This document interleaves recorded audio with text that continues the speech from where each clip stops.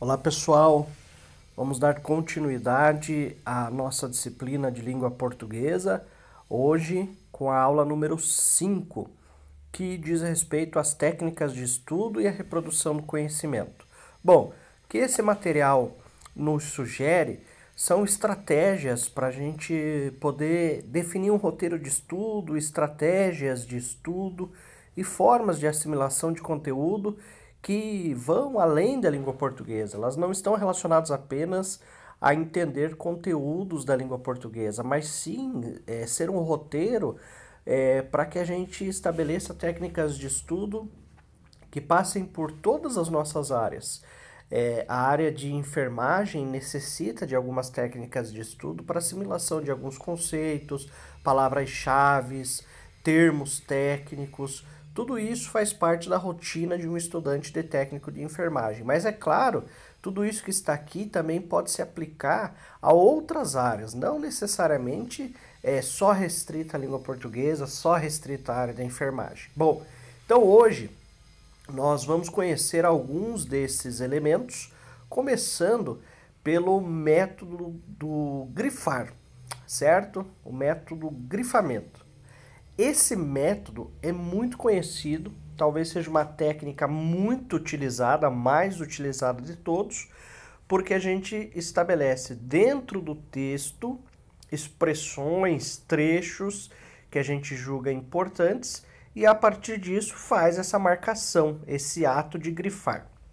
Bom, esta estratégia tem os seus benefícios, visto que é muito fácil, é algo utilizado por muitas pessoas, só que em contrapartida foi o método menos eficaz na assimilação do conteúdo, porque ele só grifa, mas não garante necessariamente que o cérebro perceba a importância daquela atividade, daquele material, certo? O ato de estar apenas grifado não faz com que isso se reflita necessariamente em assimilação do conteúdo. Você pode simplesmente grifar e não guardar o conceito, seja apenas algo automático, e de outra forma o seu cérebro talvez não faça as associações necessárias pura e simplesmente porque aquele trecho está de outra cor. Inclusive, descontextualizada a frase grifada, colorida, sublinhada, enfim, ela pode até prejudicar o contexto geral daquela informação, certo? Não significa que o ato de grifar não produza bons resultados, porém, embora muito utilizado, ele deve ser muito bem contextualizado para gerar os efeitos necessários. Bom, nós temos também a estratégia da releitura. O que é a releitura, certo? É a leitura sendo realizada de forma constante, certo? Então, o material a qual você se depara, o qual você se depara com a necessidade de fazer uma leitura, uma apreciação, a estratégia de ler mais de uma vez constitui uma releitura. Mas lembre-se, nós já tratamos isso inclusive em outras plataformas, em outras aulas, de que a leitura não pode ser superficial, ela precisa ser analítica. Muitas vezes você pode ler o material de forma superficial diversas vezes e essa releitura não vai surtir efeito também, certo? A estratégia da releitura é muito válida, muito importante, mas a gente precisa tomar cuidado no sentido de fazer uma releitura analítica, para que ela tenha efeito. Bom, nós temos aqui também a estratégia mnemônica, que quando a gente procura o significado da palavra mnemônica, a gente vai perceber que é um termo associado aí à memorização. Então nós temos estratégias muito comuns aí para a questão mnemônica e uma daquelas mais comuns é a gente realizar, criar, na verdade, músicas, frases de efeito, para que você decore um conceito, uma fórmula. Ele é talvez mais utilizado, esse método, em áreas das exatas, preparatórios para vestibulares acabam utilizando muito esse método, porque ele é voltado, né, a você decorar uma música, uma frase de efeito, um poema rápido, enfim, para que você decore a fórmula. Acho que todo mundo, né, ou a maioria já vivenciou isso.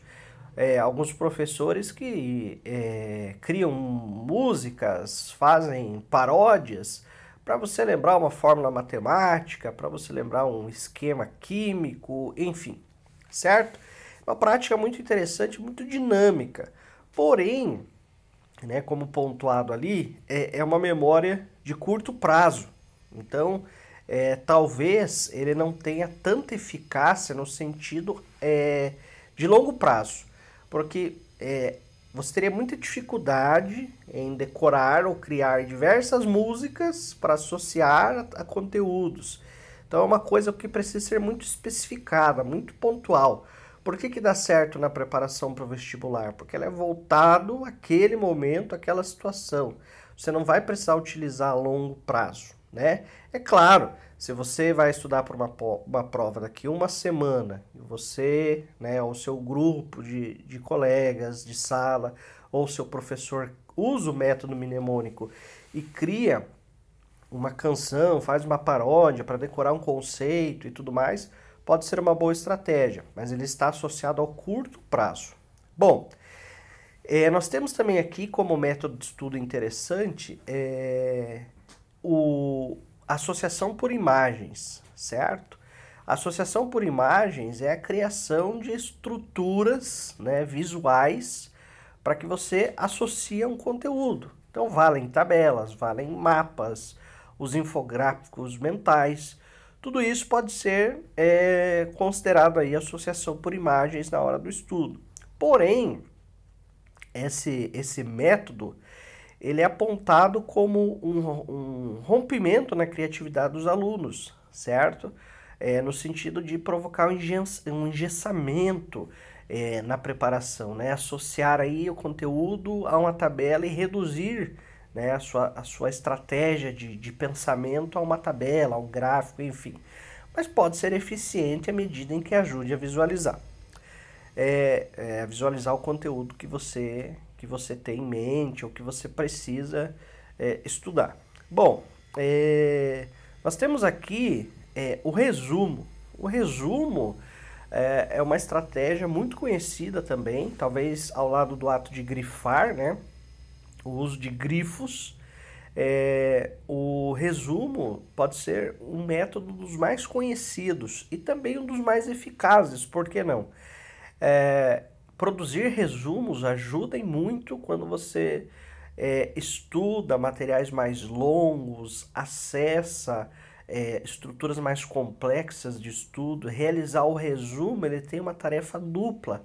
Além de sintetizar informações, ele trabalha com a ideia de fixação daqueles elementos, né, à medida em que você produz aí um resumo de um material principal, certo? Para provas discursivas, esse material é extremamente útil, certo? Ajuda muito no sentido de provocar aí uma estrutura organizada para estudo. Outro método aqui que é bem interessante, porém não muito utilizado, né, principalmente durante provas discursivas, é o método de interrogar-se, certo? Então, muitas vezes a gente é vítima do famoso branco na hora de estudar, e aí, na hora de realizar uma prova, né, melhor dizendo, na hora de estudar, ou até na hora que você está fazendo a prova, realizar uma interrogação. Ou seja, por quê? Por que eu devo, ou por que tal método deve ser utilizado? Por que tal procedimento deve ser feito? Ou seja, o simples ato de colocar um porquê, né, nessa estratégia de ensino, nessa busca, né, por respostas, te faz, né, te força a buscar justificativas e talvez facilite aí, principalmente no momento de provas discursivas, quando talvez você é alvo do branco, né? Nós temos também a estratégia de autoexplicação. Essa estratégia é você mesmo ser o seu próprio professor. utilizar o espelho, né? Você se apresentar a você mesmo, a leitura em voz alta, né? Aquela explicação, aquela autoexplicação, onde você acaba gerenciando, né, o seu próprio cronograma, os seus próprios limites, os seus próprios pontos fortes, os próprios pontos fracos e tudo mais. É uma estratégia bem legal também, que pode ser utilizada, inclusive, para aqueles alunos que aqui no Mena Barreto fazem os trabalhos finais, né? Que são os famosos trabalhos de conclusão de curso, onde uma autoexplicação pode ser, né? O uso da autoexplicação pode ser muito interessante no sentido de auxiliar nesse processo aí de apresentação dos trabalhos finais. Bom, intercalar matérias. O intercalar matérias, como a nossa rotina ela está associada a diversas matérias, inclusive em alguns casos provenientes de áreas diferentes, né? O interessante é sempre você estudar, né?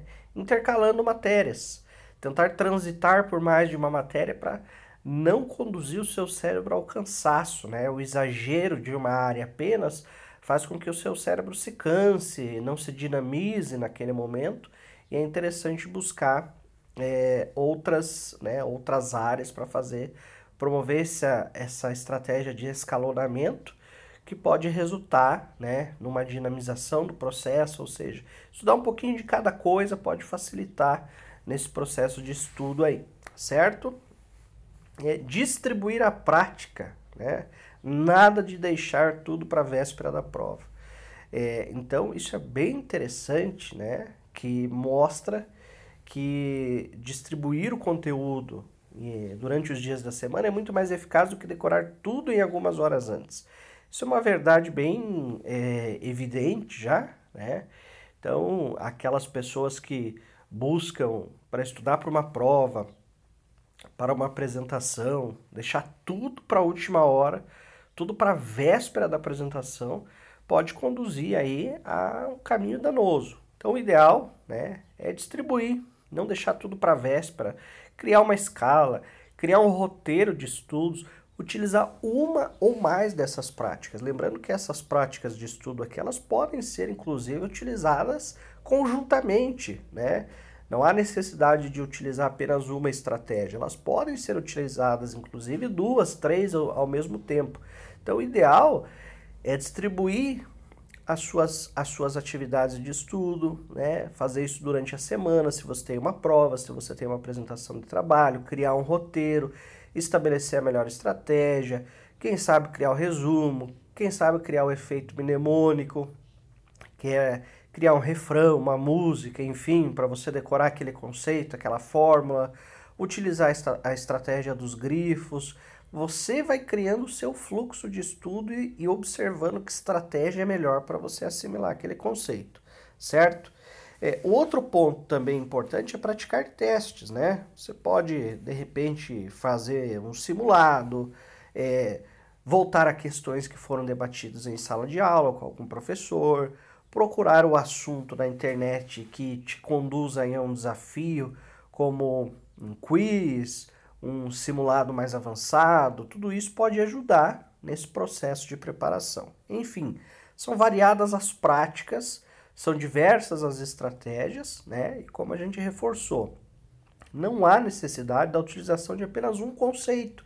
Eles podem ser utilizados conjuntamente e você vai fazer a sua autocrítica daquele método que mais auxilia você no processo de assimilação, de construção do seu conhecimento, certo? Bom, fechamos mais uma da nossa aula de língua portuguesa e aí queremos agradecer a você que nos acompanhou até aqui, esperar que o conteúdo tenha sido útil para você, que você possa ter aprendido com a gente. Um forte abraço e até a próxima!